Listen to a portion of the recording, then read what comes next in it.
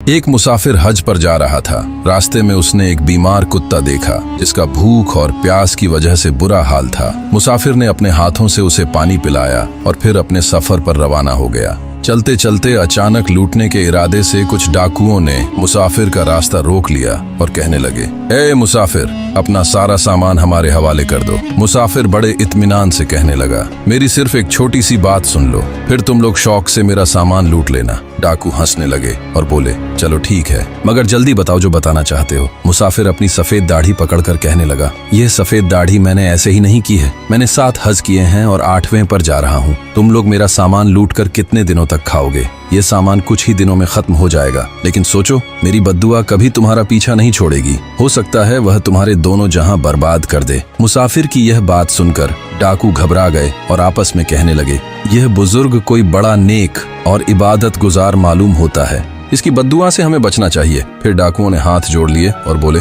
ऐ भले आदमी, हमें माफ कर दो, हमसे गलती हो गई। अब तुम अपने रास्ते जाओ और हम अपने रास्ते जाते हैं। डाकुओं ने अभी कुछ कदम ही उठाए थे कि अचानक डाकुओं पर बादशाह के सिपाहियों ने हमला कर दिया और डाकुओं को गिरफ्तार कर लिया। जब डाकू पकड़े गए तो एक डाकू दूसरे से कहने लगा, देखा बुजुर्ग की बद्दुआ का नतीजा। फिर सिपाही डाकुओं को बादशाह के दरबार में ले जाकर पेश कर दिया। उस बादशाह की एक नौजवान बेटी थी जो एक खतरनाक बीमारी में मुब्तला थी। डॉक्टरों और हकीमों ने यह कहकर जवाब दे दिया था कि अब उसे सिर्फ किसी नेक इंसान की दुआ ही शायद बचा सकती है। इसलिए बादशाह ने डाकुओं से कहा, अगर तुम लोग मुझे किसी ऐसे नेक इंसान का पता बता दो जिसकी दुआ से मेरी बेटी ठीक हो सके, तो मैं तुम लोगों की सारी चोरियां माफ कर दूंगा।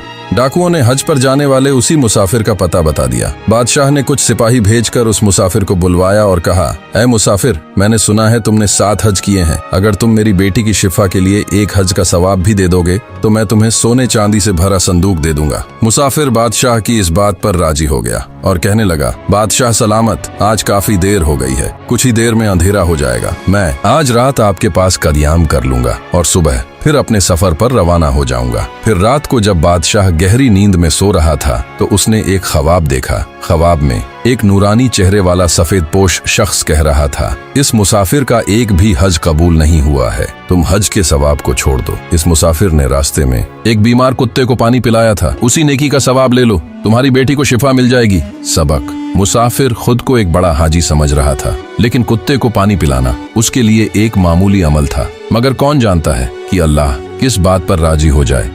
एक मुसाफिर हज पर जा रहा था। रास्ते में उसने एक बीमार कुत्ता देखा जिसका भूख और प्यास की वजह से बुरा हाल था। मुसाफिर ने अपने हाथों से उसे पानी पिलाया और फिर अपने सफर पर रवाना हो गया। चलते चलते अचानक लूटने के इरादे से कुछ डाकुओं ने मुसाफिर का रास्ता रोक लिया और कहने लगे, ए मुसाफिर, अपना सारा सामान हमारे हवाले कर दो। मुसाफिर बड़े इत्मीनान से कहने लगा, मेरी सिर्फ एक छोटी सी बात सुन लो, फिर तुम लोग शौक से मेरा सामान लूट लेना। डाकू हंसने लगे और बोले,